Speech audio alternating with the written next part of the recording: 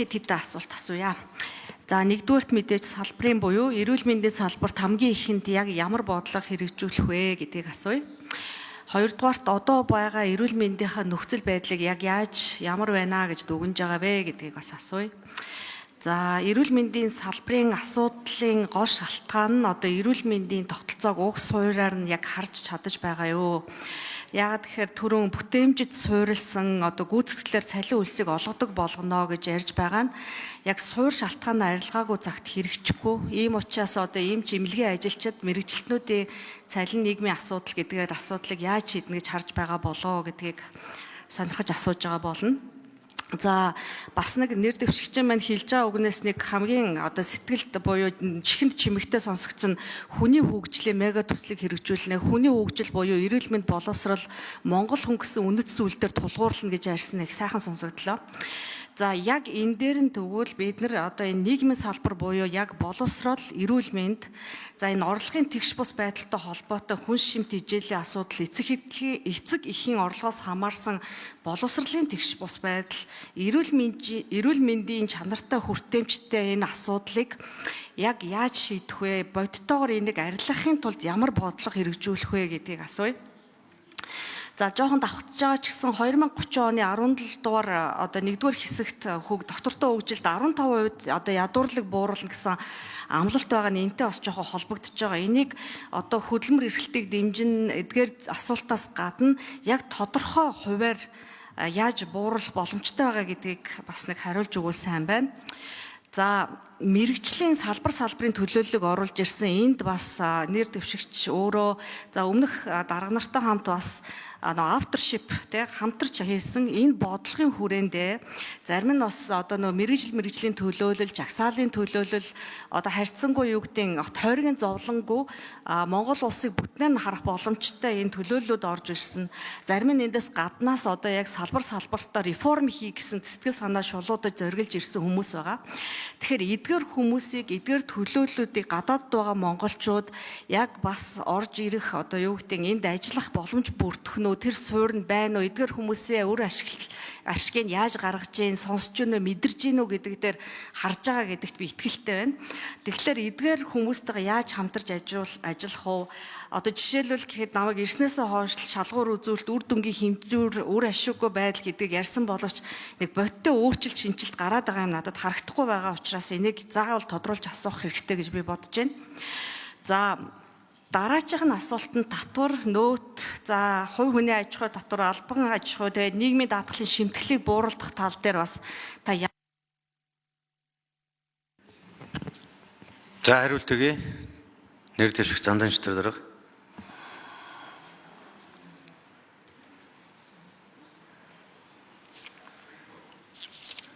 За даваа самуугийн ганмаа гишүүний асуултанд хариулъя. За эрүүл мэндийн салбартай холбоотой хамгийн түгээмэл асуудал бол эрүүл мэндийн салбарын санхүүжилтийн асуудал байдаг.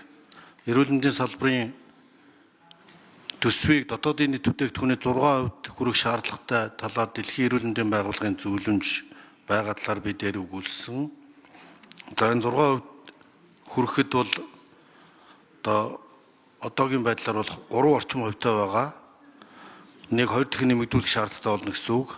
Гэхдээ өнөөдөр манай төсвийн байдал бол энэ уул уурхайн цэглээс шалтгаалаад хомигдож байна. За эрүүл мэндийн салбарын төсөв бол сүүлийн 5 жилийн хугацаанд нэрсэн дүнгээр 2.4 дахин өссөн юм байлээ. Гэхдээ эрүүл мэндийн даатгалын болон эрүүл мэндийн санхүүжилтийг оновчтой болох урагшийг нэмэгдүүлэх асуудал хамгийн чухлаар тавигдж байна.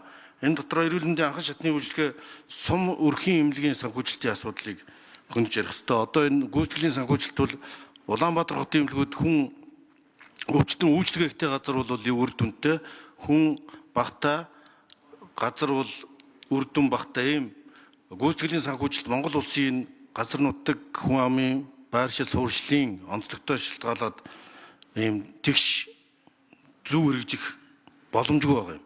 Ер нь манай энэ хот хөдөөгийн ялгаа бол ер нь эрүүл мэнд боловсролын салбар, хүний хөгжлийн салбарт тулгарч байгаа хамгийн том тэгш ус байдлын нэг өнцөг болж байна. Ийм ч учраас Улаанбаатар дугаар гэж хаваад байдаг, төвлөрөөд байдаг. Энэ үйлчлэгээний ерөнхий чиг хандлага чанар үйлчлэгээнд зохицоороо энэ бүсчилсэн хөгжлийн үзэл баримталтайгаа бүсчилсэн эмнэлгийн шаардлагатайгаа уялдах ёстой. Ийм учраас энэ дотор дижитал эмнэлэг буюу одоо эмнэлгийн тогтолцоо, зайны онцлогоо, бүсийн эмнэлгийн тогтолцоог энэ бүтцийн хувьд нэг том шинжилгээ хийж харах хэрэгтэй юм шиг байна. Хоёрдугаарт нь өнөөгийн эрүүл мэндийн нөхцөл байдал бол шинжилгээ эмчилгээний хүртээмжийг нэмэгдүүлэх, эмчийн тоо чадхыг нэмэгдүүлэх, хүртээмжийг өндөр өртөгтэй эмнэлгийн үйлчилгээ, хөдөө орон нутгийн эмчийн дутагдал, за нийгмийн хамгааллын одоо толгомцоо асуудал, телемедициныг нэвтрүүлэх шаардлага, өөр ашигтай санхүүжилт, чадварлаг хүний нөөцөөр бэхжүүлэх шаардлага гэх мэтчлэн олон асуудалтай уялдаж хэрэгжих ёстой. Тийм ч учраас би энэ хүний хөгжил чиглэсэн бодлогол шинэ засгийн газрын мяга төсөл байх ёстой гэдэг нь мяга хэлбэрээр харж ийж эрүүл мэнд, боловсрол, хүний хөгжлийн асуудлаа тэгээ ядуурлын асуудалтайгаа шийдэхдээ энэ хүртээмжтэй эдийн засгийн өсөлтийг энэ үндэсний баялагын сангийн бодлогын чиглэлийг гаргах ёстой. Ингэжээж бид одоо энэ гадаад байгаа иргэд эрдэмтдтэйгээ хамтран ажиллах ерхий чиглэлээ гаргана. Энэ чиглэлээр харин одоо салбарын төлөөлөл болсон, нийгмийн бүлгүүдийн төлөөлөл болсон манай их хурлын гишүүд, нэг ялангуяа эрүүл мэндийн салбарынхаа төлөөлөл болсон гишүүдийн эрүүл мэндийн салбарын реформ талаар судалж, ахалж, манлайлж ажиллавал баяртай явах болно. Энэ зөвхөн засгийн газрын ажил биш. Энэ ажилд тухайн салбаруудыг төлөөлж байгаа. Одоо бизнесийн салбарын худалдаа ажилтны танхимын хөгжлийн бэрхшээлтэй иргэдийн энэ төлөөлж байгаа гишүүд маань яамтайгаа бүтцтэйгээ холбогдож ажилладаг ийм механизмыг бий болгох шаардлагатай юм л. Намын бүлгүүд дээр ийм 68-аас суулаад бүх юмыг яриад байх нь одоо зүйл байх л да. Гэхдээ энэ хэсэг бүлгүүдээр хуваагдаж илүү өөр ашигтай оновчтой хилцүүлгийн механизм, ажлын хэсэг зөвлөлүүдийг бий болгох замаар энэ хүний хөгжлийн зөвлөл, бизнесийн зөвлөл гэдэг юм уу, бүлгүүдийг ч гэсэн засагтайгаа уялдаж ажиллах шинэ механизмыг бий болгох шаардлагатай. Ягаад гэвэл энэ бас одоо олон мянган эмч нараа, олон мянган залуусаа, олон мянган бизнесийнхнийгаа За гүйцэж хариулъя.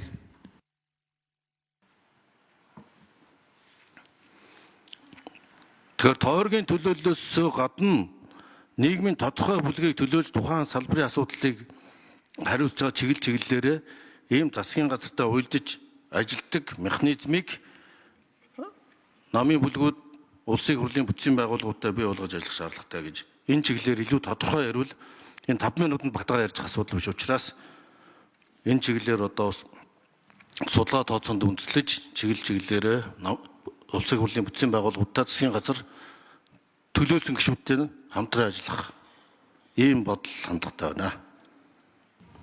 За даваа сумбугийн гамбаа гишүүн тодруулж асууя.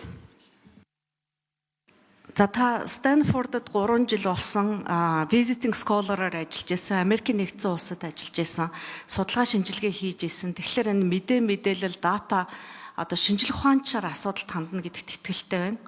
Дашрамд нь хэлэхэд энэ Дэлхийн эрүүл мэндийн байгууллага дотоодын нийт бүтээгдэхүүнийхээ санхүүжилтийг 6% төгрөг гэсэн одоо тийм recommendation байдгүй. Хаанаас тийм citation reference яваад байгааг би сайн мэдэхгүй байна.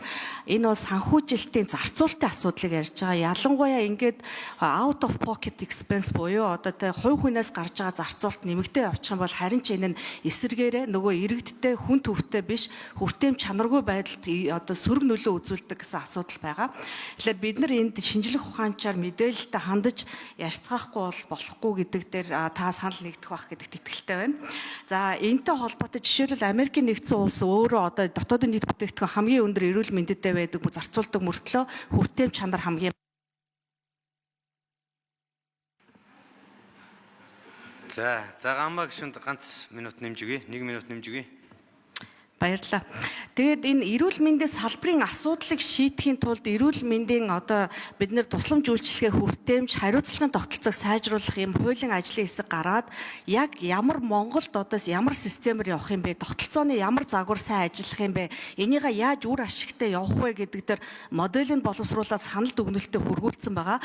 Эрүүл мэндийн сайдад хүргүүлсэн улсын хурлын гишүүдэд яг энэ салбарын өмөрт хүргүүлсэн байгаа. Энэ ажил дээр дэмжиж ажиллаж хамтрна гэж хэлж гэн гэж ойлголоо. Баярлалаа. За Жимбатрын Анар гишүүн асуулт